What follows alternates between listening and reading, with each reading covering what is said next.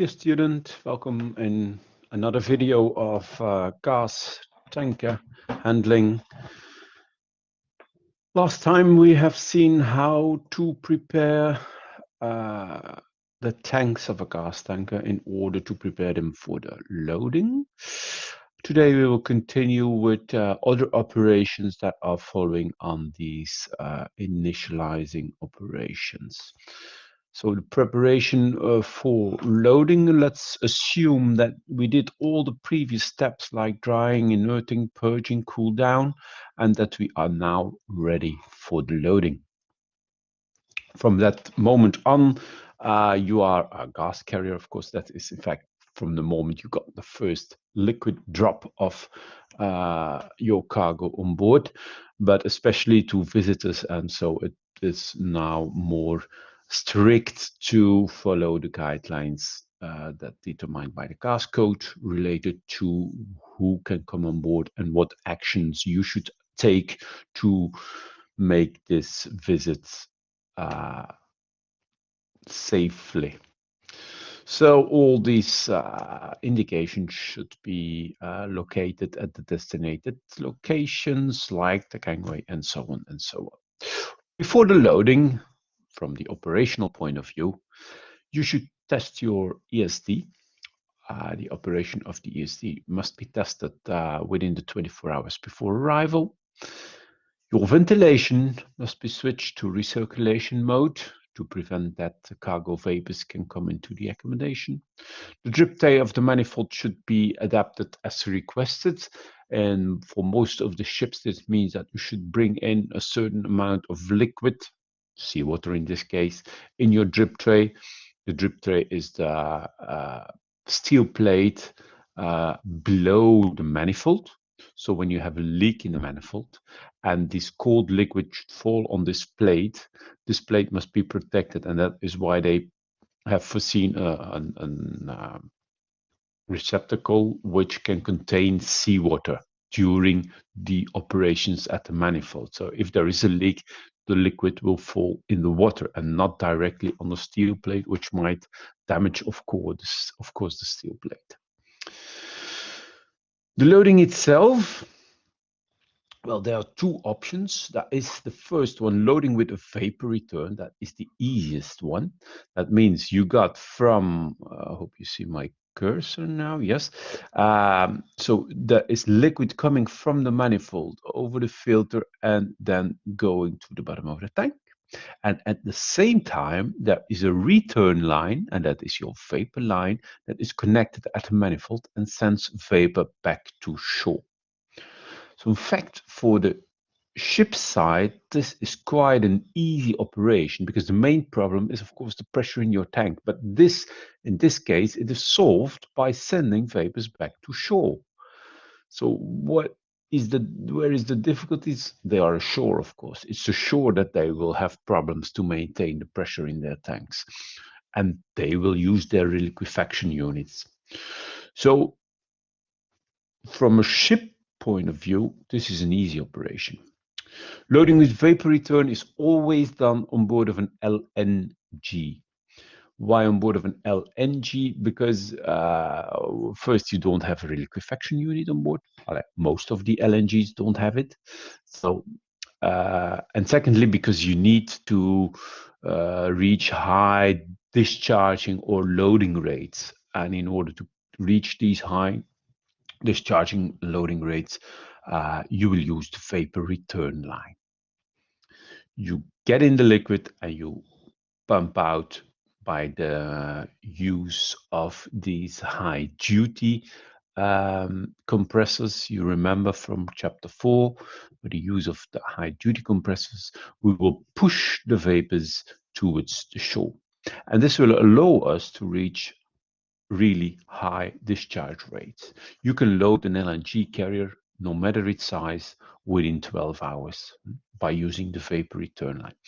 The rate at which you load will depend on the capacity of the reliquefaction plant's shore. On the LPG vessels, loading with a vapor return is rarely seldom. This is an unusual operation. Normally, the shore is not happy to receive your vapor return. Why not? Because on board of an LPG carrier, they don't know what was your previous cargo or the cargo before. They don't know the composition of your vapor phase. And it might be that there is still some IG mixed in this vapor because you just made the changeover. You just did the changeover. So there is very low confidence in the quality of the vapor return. And that is why on board of most ships discharging or loading LPG, why this vapor return is not used. Most of the time, however, it is connected, but with the manifold valve, the ESD valve, closed.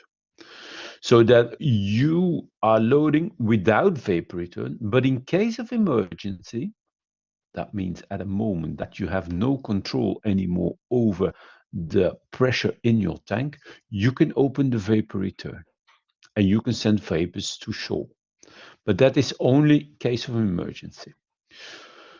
So because of the quality of your vapors, the shore will not allow to receive your vapors. There are a few exceptions, terminals where they really want to use the vapor return, and that is in case that they have a delay at the terminal and other ships are waiting outside, so they want to increase the loading rate, and then they will allow you to connect and use the vapor return, and then you as an LPG carrier can also receive a higher loading rate since you can send your vapor back ashore. But this is completely organized by the terminal and you don't have very much influence there. In Russia, most of the time they use the vapor return, but these are really exceptions.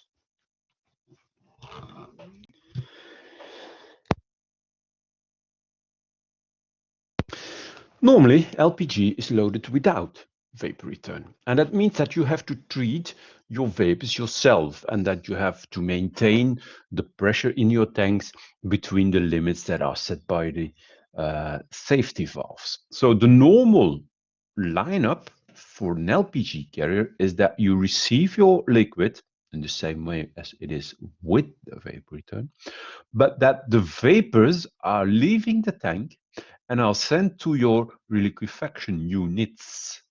And then as condensate will be sent back to the tank, and normally it's sent back to the bottom of the tank in order not to create too many vapors again.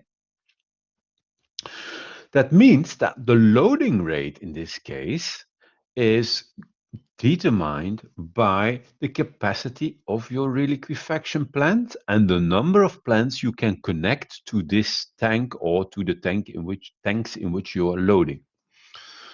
So the reliquefaction capacity is determining the loading rate. That means that you must guarantee that your reliquefaction units are always up to date and reliable.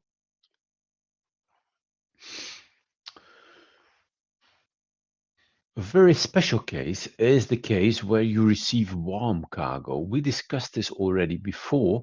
That means that you receive cargo from Type C tanks and that you are on board of a ship equipped with Type A tanks, for example, fully refrigerated. That means that you have to not only to maintain the pressure in your tank, but that you also at the same time have to cool down the cargo.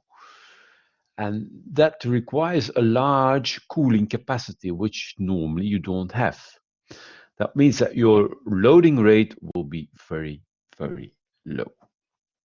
I'll try to show that, to prove that with a small example. And the example is that how many tons of ammonia can we accept per hour if the loading temperature is minus 20 degrees, which is still quite low than if it comes from a Type C tank. We have 3 compressors available and we have seawater temperature of 20 degrees. We are thus on board of a fully refrigerated tanker, that means that we should normally accept these ammonia around a temperature of minus 32 degrees. Our mass maximum allowable relief valve setting is 440 millibar. That is the maximum pressure that we can have in our tanks. But for safety reasons, we will not go over 350 millibars. We set our safety margin to, we don't want these safety valves to open, because that is a loss of cargo, of course. All right, well, then we go to the density tables where we can look up the temperature that corresponds to 350 millibars. That's minus 27.5 degrees Celsius. So we can keep the cargo into our tanks at 350 millibars, and that means at minus 27.5 degrees Celsius. So we need to cool down the cargo from minus 20 to minus 27.5. That means at minus 20, our cargo contains a heat capacity of 78 kilocalories per kilograms. I got this from the Mollier diagram. And at minus 27.5 degrees, it is 70 kilocalorie per kilogram. That means I must reduce the heat content of the cargo by 8 kilograms. 8 kilocalories per kilograms with our reliquefaction plant. The seawater is 20 degrees Celsius, and so one condenser has this capacity. With 3 compressors, I can do 69,000 kilograms per hour, meaning 69 tons per hour. If you need to load 20,000 tons, that will take you something like 12 days. It's time to hire a car at that moment, because you will stay quite alongside. This is one of the nice things of LPG cargoes, especially in the Mediterranean area. Okay, this is of course an exception, although in the Mediterranean area like Turkey and so, this is quite common to these loading rates. All right. A very important slide is this one. We are loading, and then the question is, to what level can we load? And watch out, because this is a common question at the examinations of oil, chemicals, and gas. And the problem is that this might be different for the 3 tankers. And especially for gas, it is different. Because you can load on board of a gas tanker only according to this formula, which comes from the IMO gas code, which says that the maximum filling limit, the maximum volume you can load, is 98% of the volume times the density at the reference temperature divided by the density of the loading temperature. This formula you should know by heart. This is a very important one. We come back on this formula in the labs, but please keep in mind this one.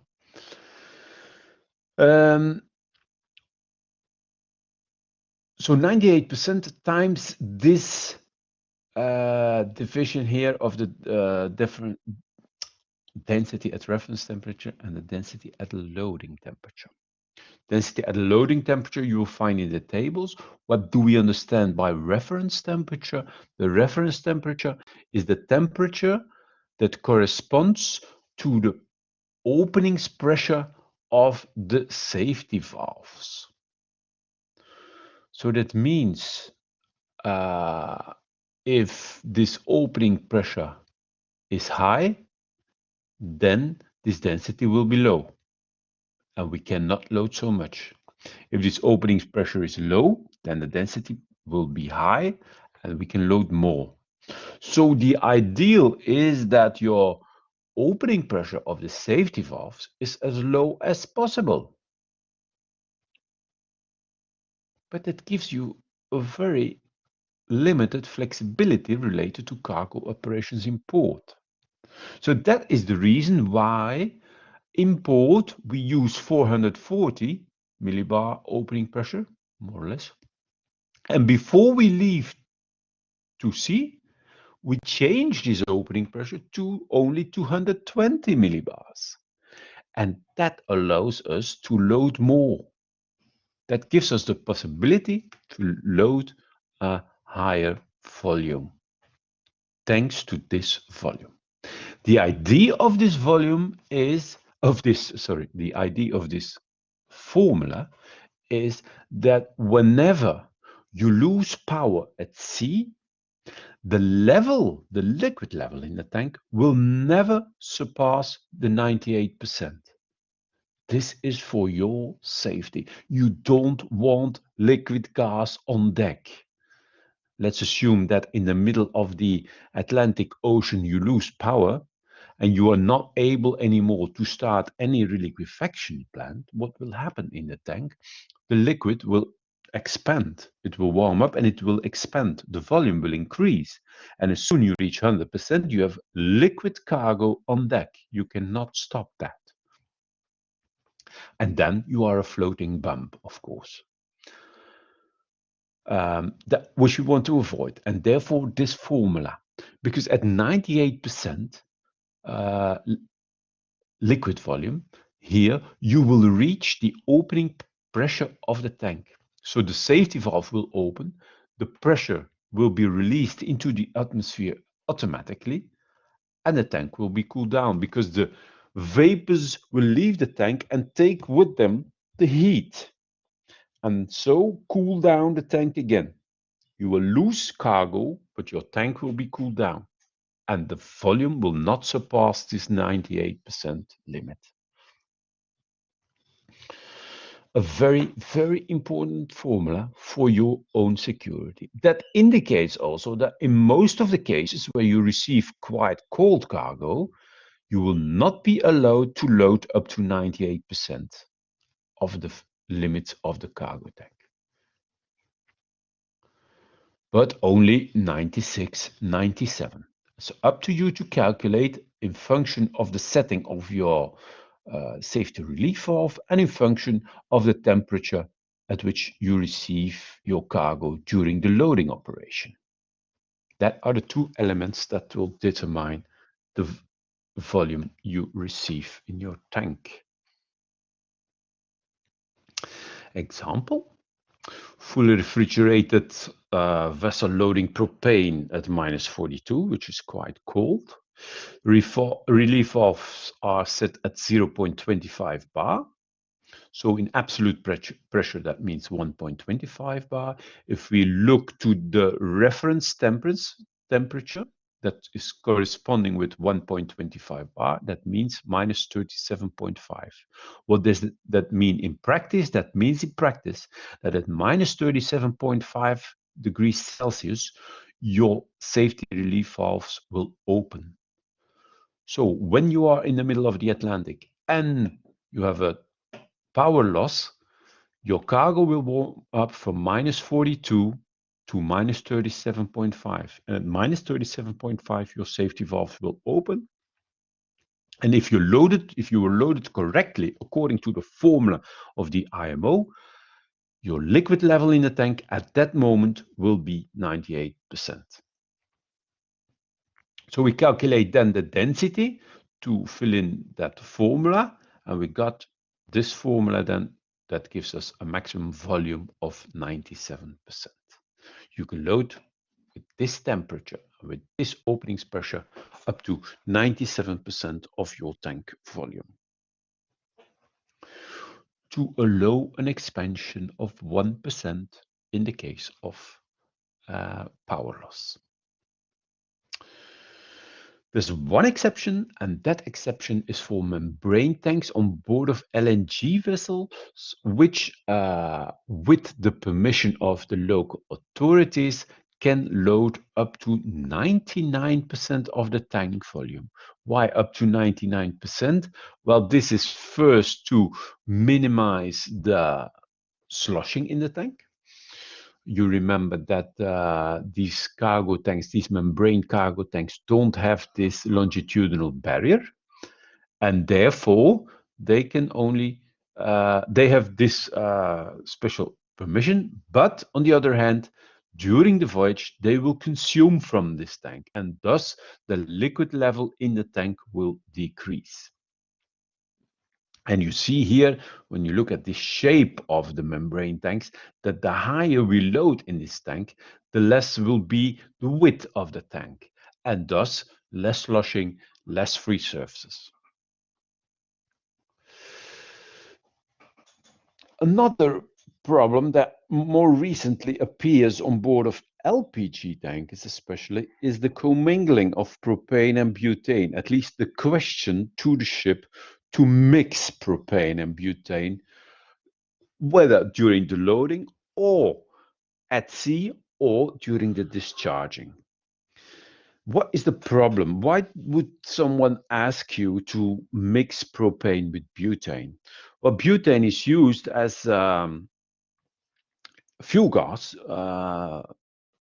in some applications, but assume that the outside temperature, the ambient temperature, becomes below zero, and you got the boiling point of butane, which is also around zero, then it will be very hard to get something out of that butane tank. So in order to avoid that problem, what we do is we mix propane with butane in order to increase the vapor pressure, so that also by negative temperature, there is sufficient vapor available. Another reason for commingling is the import taxes in India, where the pure products are, they have a higher import tax than the mixed product. Don't ask me why, I have no idea, but okay, it's the case. So that might be another reason why someone would ask you to mix propane and butane. What is the problem when we start mixing propane with butane? Well, excessive tank pressure. Your tank pressure will increase simply because you mix relatively warm butane with relatively cold propane. So the propane, especially the propane, will evaporate and will increase the tank pressure. On top of that, of course, you got release of heavier cargo vapors which are heavier than air. That's another problem. You want to avoid that. In the past, this was done on pressurized LPG carriers, where the problem is not so important since your tanks can resist this pressure. The problem appears especially when someone asks this for fully refrigerated vessels.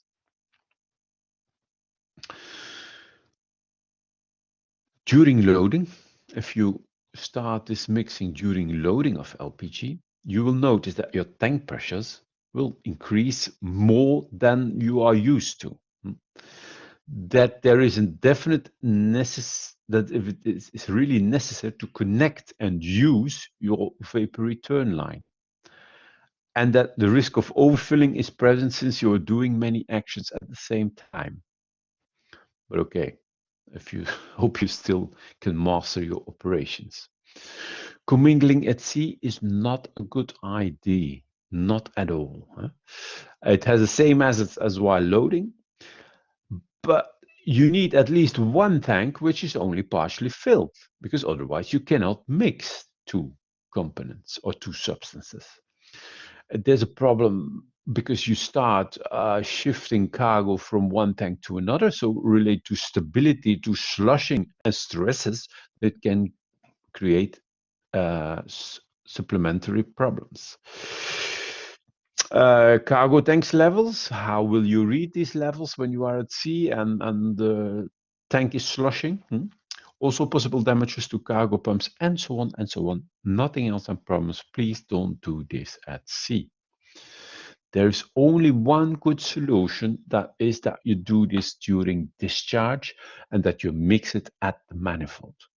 Then the problems are for the shore side, and they do with it what they want, but that's up to them. That means that you load butane and propane separately, and maybe in completely segregated systems. as we've seen during the live sessions. Maybe you can communicate with the vapor phase, but not with the liquid phase. When you discharge this, it will reduce the flash gas production on board. What happens ashore, that is the problem for the shore, but I think this is the only good solution for mixing on board of a fully refrigerated LPG carrier.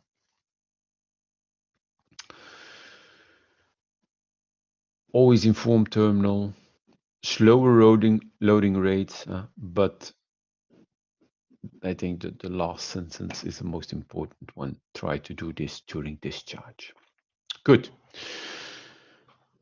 When you finally load it, you need to measure what you have loaded, and you need to do a cargo measurement and calculation. And you know from the course of Captain De Bare that this is quite specific for a cargo, for a gas tanker. So this is there are a few additional corrections to be made, and also you need to include the vapor phase. Since the vapor phase is completely filled with cargo vapors, you need to include that as part of the cargo. And this can be an important tonnage. For an empty ship, this can go over 40 tons. If you know the price of VCM, for example, you know that this represents a nice financial amount. So this is a very important part of the gas handling operations, and you should fully understand this. You will do a practical exercise during the labs of these cargo calculations, but since you've seen this with Captain De Bare, I will not spend time on this, and I will skip this cargo calculations. Cargo condition maintenance. What do I mean with cargo condition maintenance? This is the cargo condition maintenance at sea. What do you need to do for the cargo when the ship has left the port after the loading operations and you are at sea? Well, the main task to do is to keep the cargo on board. That means to arrive with the same quantity in the port of discharge. And you have, in most cases, 0.5% loss clause. That means you can lose 0.5% of the cargo during the transport of the cargo, during the sea passage. Which is not so much, especially when you need to discharge in several ports.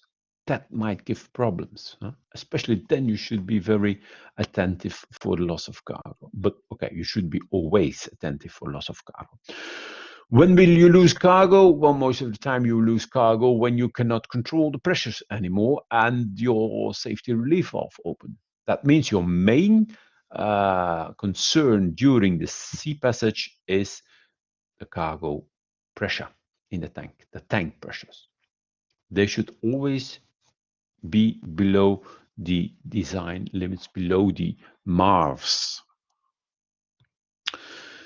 And therefore, you should keep the cargo temperature at a certain required temperature so that the pressure remains within the safety valve operation limits.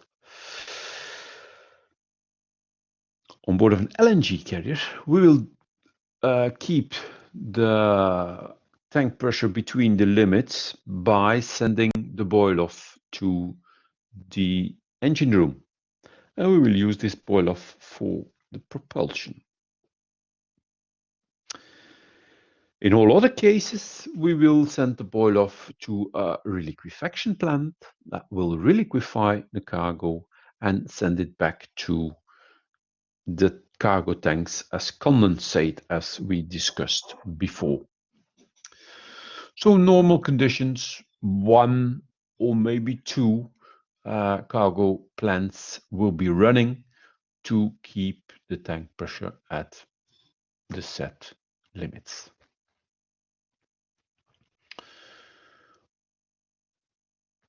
And this is then the drawing when you are at sea. So you take vapor from the cargo tanks, you send that vapor to the inlet of your reliquefaction plant, you condensate it after the condenser and so on, what we've seen, and the condensate is sent back to or the top spray or to the sump in the tank.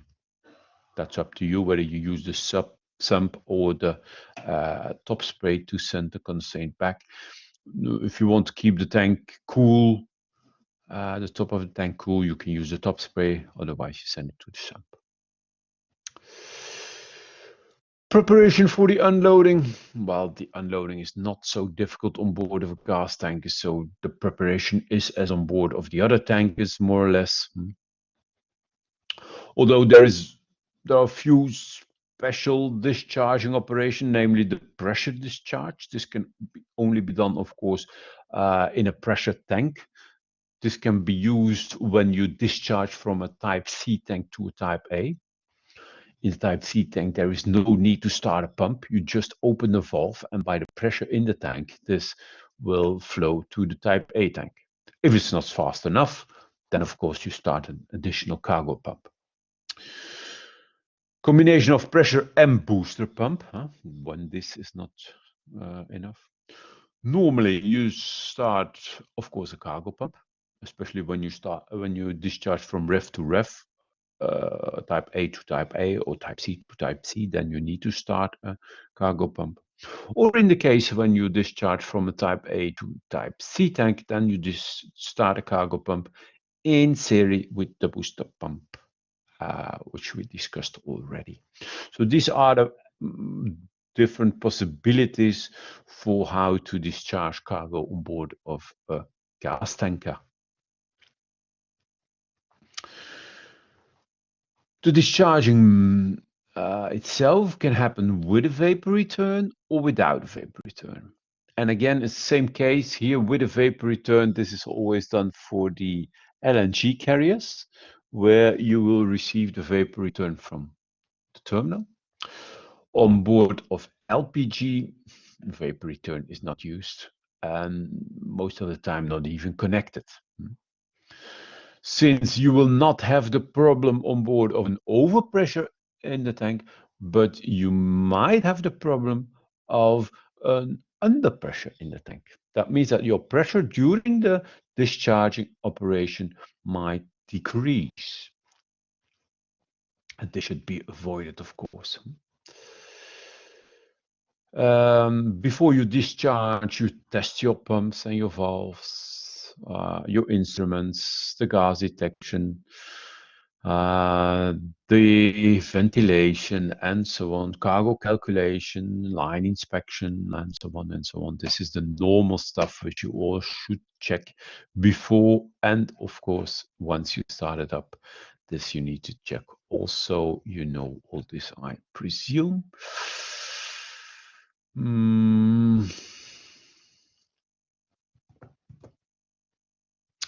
The way you regulate your discharging rate, of course, it's with communication with the terminal, but in this case, the centrifugal pumps are on-off pumps. That means you cannot regulate the RPM as you can do on board of VLCC, for example. So on-off pumps, that means that you regulate the rate you send ashore by adjusting your discharge valve, not the manifold valve. The manifold valve will always remain fully open, because otherwise, if you start cracking there, you warm up the cargo in the lines of the ship. That is why we will use the discharge valve directly after your cargo pump as your rate regulating valve. Another option is that you can do a partial recirculation. So instead of sending all the liquid to shore, you send part of the liquid back to the cargo tank by using the filling valve of your cargo tank. And in that way, you can adjust your flow, especially at the beginning when you need very low rates of discharge. This is a possibility. You can put, of course, the pumps in parallel, especially fully refrigerated when you need to go to higher discharging rates. You put several pumps in parallel.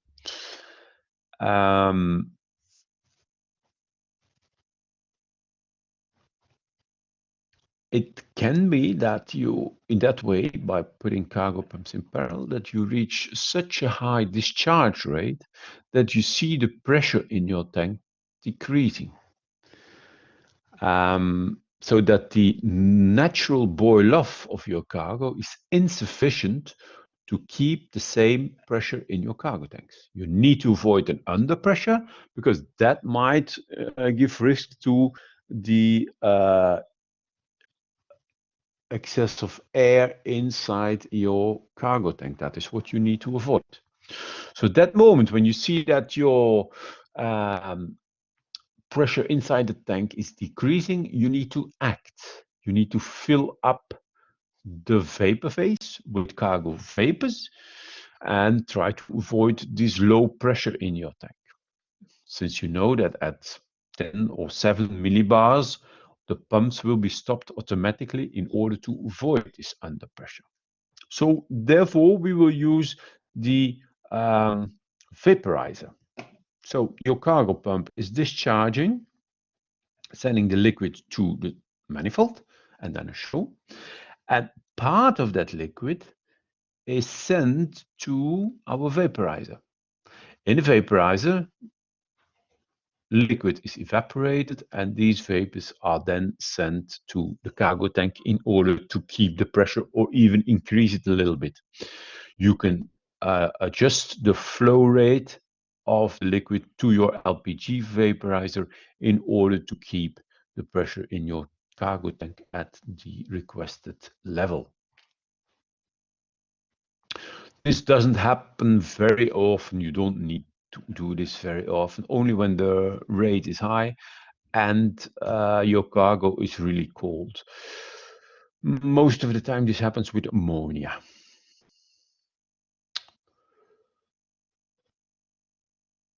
We discussed already the use of the booster pump in case you need to discharge in a tank which is far away from the terminal or which is at a higher situated location or a Type C tank. This we discussed already. Good, that for the unloading. And then finally, for chapter 6, changing grade. Changing grade means that you just discharge a certain cargo and that you receive the message that your next cargo will be different. So that means you need to evacuate all remnants of the previous cargo and prepare again for the next cargo or prepare for a dry dock, for example. The problem here when you need to change cargo is to get rid of the previous cargo. Since when you completed your discharging, it is impossible to strip your cargo tanks in a way that all liquid is outside the tank. So at the end of your discharging operation, you will still have liquid in your cargo tanks. How will you remove these last cubic meters of liquid inside your cargo tanks? Well, by warming up this cargo. You will warm up the cargo. And how will you do that? You will do this by sending warm vapor to the sump of your cargo tank. So vapor is sucked by the compressor. Compressor, you don't pass by the condenser, but you only compress the vapor. This compressed vapor, which is then quite hot, is sent to the sump where the remnants, liquid remnants of your cargo are accumulated. You will send it to the sump, warm up this cargo, and then it will evaporate. The inconvenience is that the pressure in your tank will increase, of course, because you are creating vapors. So from time to time, regularly, you should open and send the vapors to shore.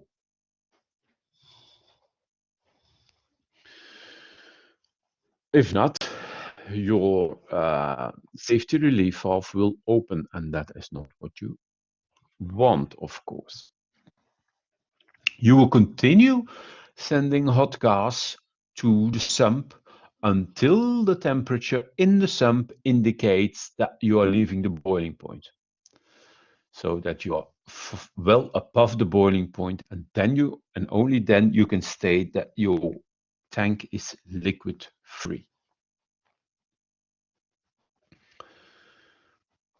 It is essential that you continue long enough and that your temperature indication is well above the boiling point in order to avoid condensation again. Of course, the rate at which you warm up your cargo tank should be within the specifications as we discussed in the reverse operation. Normally, this is more or less 10 degrees per hour. This is the time it will take to bring a cargo tank of -140 to more or less positive temperature. This will take you more or less 1 day and a half up to 2 days for a membrane cargo tank. But it all depends on the amount of liquid that is still inside your sump. And sometimes for an LPG vessel, it takes even longer than what is indicated here. Because this is for one tank, of course, you need to do all tanks. If you can do them at the same time, no problem, but it's not always the case.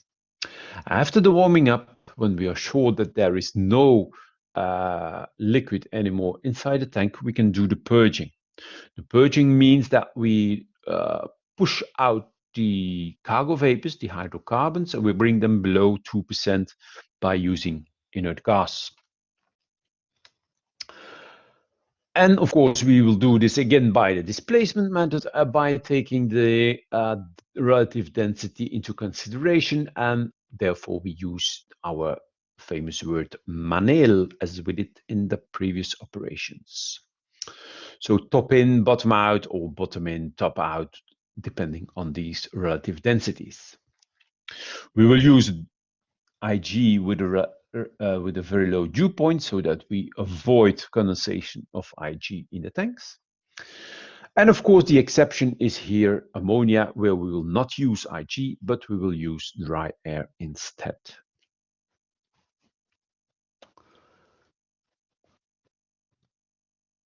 So in this case, the IG is coming from the engine room. We are sending this to bottom or top, and then top or bottom, we come out again and we send it back to shore.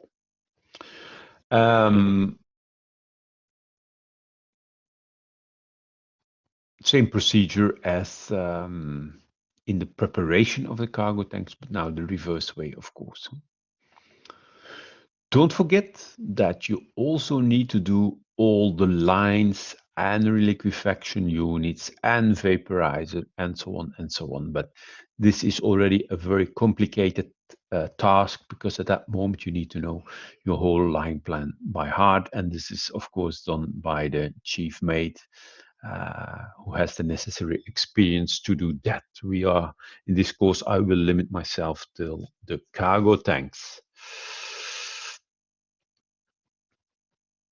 After the purging comes the ventilating. So that means we have an air blower in the engine room that will give us air on deck. We send it through the tanks, and then the outlet, and here again, whether it's bottom in, top out, or top in, bottom out, depends on the relative density. Anyhow, what is coming out of the tanks, we can send to the vent header, because that will be only IG. And then our tanks are gas-free when the hydrocarbons are 0% and the oxygen content is 21%. Please verify also that your hydrocarbons are 0%. In the case of ammonia, it is a very difficult one, because you will also always measure a few ppms of ammonia. So there it might take some time before you really can judge that your tank is ammonia free.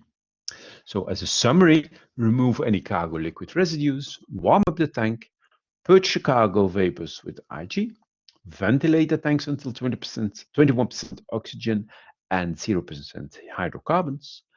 And with ammonia, it will take a bit longer and you will not use the IG.